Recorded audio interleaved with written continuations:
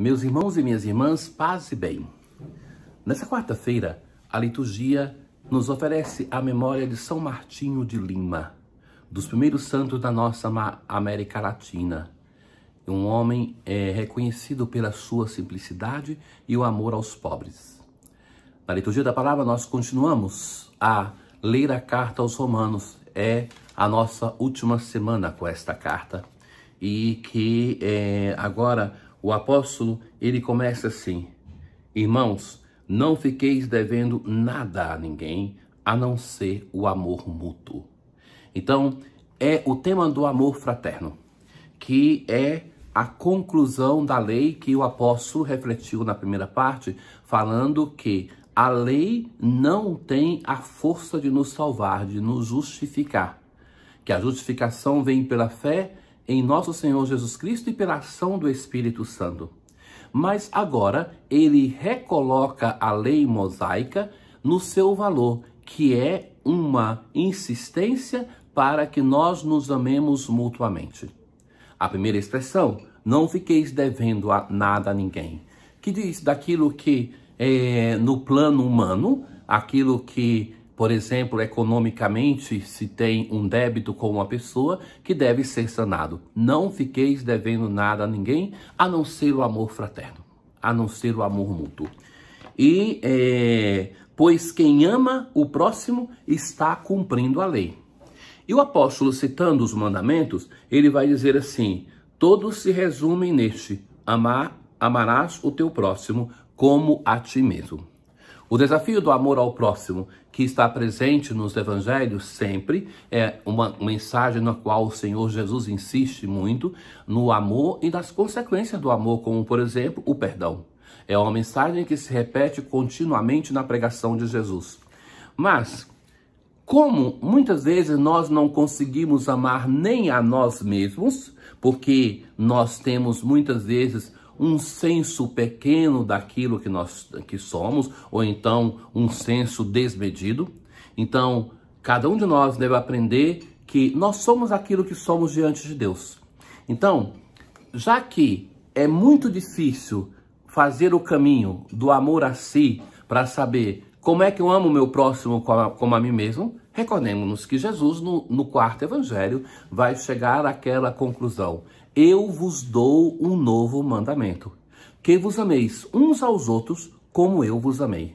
Então, a medida do amor que nós devemos ter para com o próximo é a medida do amor de Jesus. E como é que Jesus nos ama? Ninguém nos amou tanto como aquele que deu a vida por nós.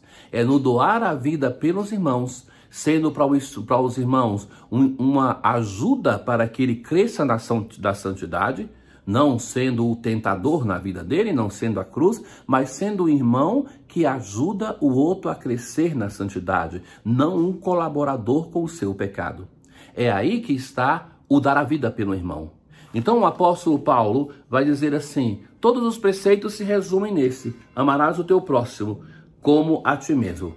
O amor não faz nenhum mal contra o próximo, nenhum mal. Quem ama não prejudica o irmão, não faz o irmão sofrer, não faz nenhum mal em nenhuma dimensão, na dimensão do seu corpo, na dimensão da sua psique, na dimensão do seu espírito.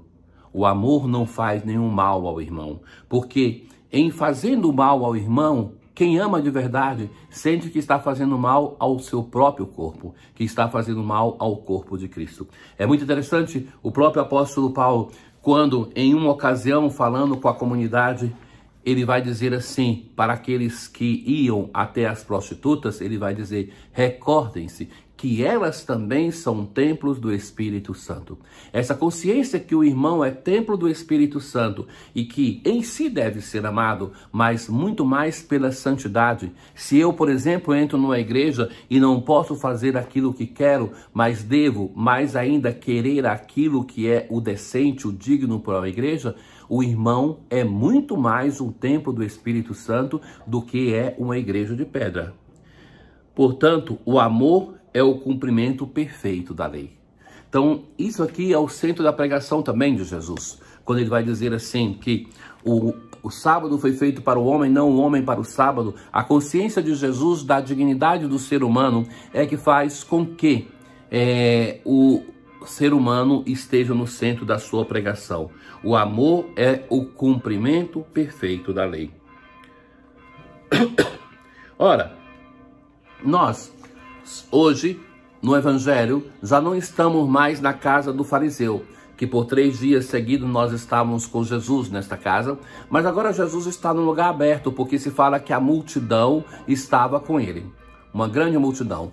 Isso é interessante e é importante nós não nos desligarmos disso quando nós lemos o Evangelho para saber o contexto, não só o contexto literário, mas aonde está Jesus.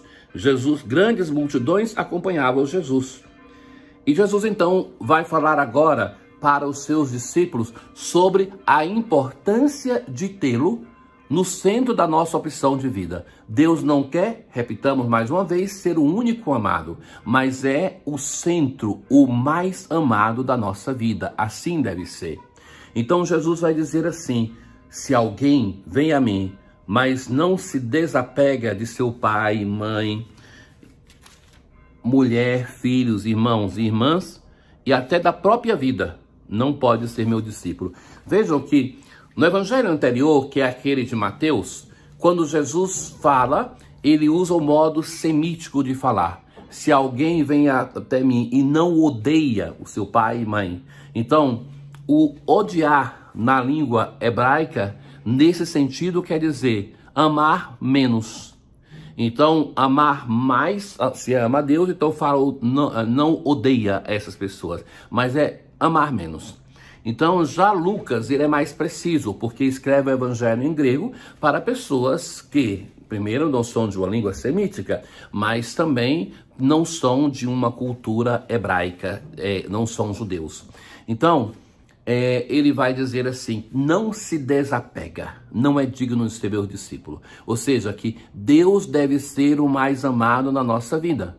Por causa de Deus, nós devemos ter a força de romper com as situações de pecado ou com pessoas que nos levam ao pecado. De outro modo, Deus não é o amor primeiro da nossa existência.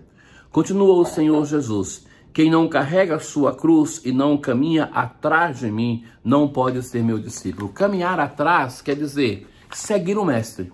Então, isso é a atitude do discípulo. Mas veja que tem também um carregar a cruz. O que é a cruz? Carregar a cruz não é desejar sofrimento, não é querer sofrer. Carregar a cruz é ir atrás do Senhor e ter a consciência de que o mestre, carregando a cruz e morrendo na cruz, manifesta o seu amor para conosco. Não existe maior prova de amor do que aquela que nós recebemos do evento da cruz, aonde alguém deu a vida para a salvação tua, minha, de todos nós. Então, carregar a cruz quer dizer amar como ele amou, sentir que na nossa vida pulsa este amor para com Deus, para com os irmãos, assim como na vida de Jesus. Na verdade, o discipulado fundamental é esse: aprender com Jesus as suas atitudes. E a atitude principal que ilumina todas as outras é o amor de Deus para conosco e que ele manifesta na sua cruz. Então, Jesus agora nos convida com 2 parábolas a medir o nosso discipulado. Nós temos disposição, de fato, de ser discípulo, e usa 2 imagens. Daquele homem que está construindo uma torre e que deve fazer o cálculo de ver se tem condições de erguer e terminar a torre, porque se ela fica uma obra inacabada, vai ser motivo de os outros estarem caçoando dele.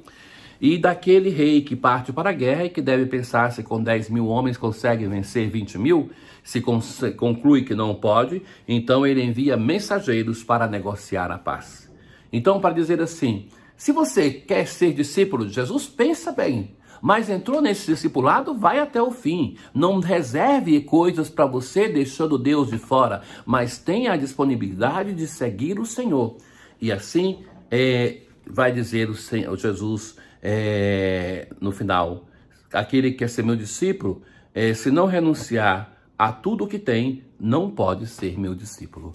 A renúncia é essencial e Jesus vai dizer o renunciar até a si mesmo.